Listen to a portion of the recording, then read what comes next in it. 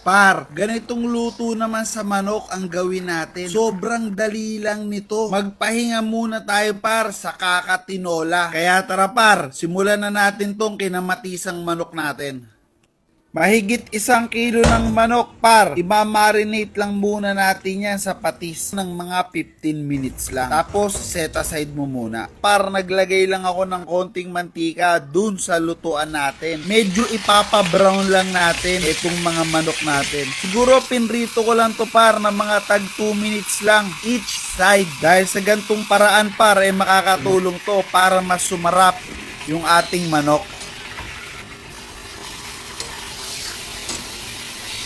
Ngayon, pag okay na mga par, set aside muna natin yung manok at magbawas lang tayo ng mantika. Magtitira lang tayo ng panggisa netong bawang at luya natin. Yan talagang inuuna ko lagi par. Tapos pag lumabas na yung kanyang aroma, ilalagay ko na yung sibuyas natin mga par. Maglalagay din pala tayo dito par ng mga 4 na pirasong kamatis, or kung gusto nyo mas madami pa. Titimplahan lang natin yan ng paminta mga par. Tapos lalantahin natin yung mga kamatis natin. Pag nalanta na yung mga kamatis natin par, pwede mo nang ibalik yung manok natin. Tapos tinimplahan ko lang yan ng 4 na kutsarang patis at sinangkutsa kong mabuti mga par. Tatakpan ko lang din yan par hanggang sa kumatas yung manok natin. Pag okay na par, maglalagay na tayo ng tubig. Tamang-tamang tubig lang para magsilbing sabaw netong niluluto natin mga par. Lulutuin lang din natin to par ng mga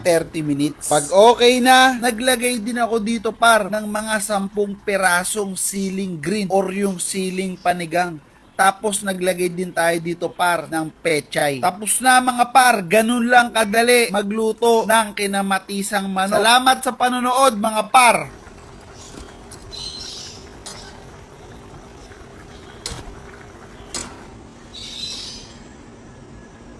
Par, magluluto naman tayo nitong napakasarap na creamy chicken mushroom. Sobrang dali lang nito mga par at yan ang ituturo ko sa'yo. Gagamit tayo dito par ng 6 na chicken thighs. Titimplahan lang natin to ng salt and pepper tapos set aside mo muna par. Kinuha ko na yung lutuan natin, isisir lang muna natin itong mga manok natin ng mga around 2 minutes each side or hanggang sa maging ganyan na yung itsura ng manok nyo. Babawas naman tayo ng mantika mga par. Magigisa naman tayo ng bawang at sibuyas. Gagamit din pala tayo dito par ng napakasarap na mega prime mushroom. Sinama ko lang yung sa gisa mga par tapos ibinalik ko na yung 6 na pirasong chicken thighs natin. Naglagay din tayo ng 1 tablespoon ng soy sauce. Optional lang yung chicken cube tapos naglagay tayo ng tubig. Papakuluin lang natin itong mga manok natin hanggang sa lumambot mga par. Naglagay din tayo dito par ng all-purpose cream at etong panapos natin mga par. For garnish lang naglagay tayo dito par ng parsley. Finished product na tayo par. Salamat sa panonood. Kung nagustuhan mo naman etong video na to mga par, wag mo naman kalimutan i-like at i-share.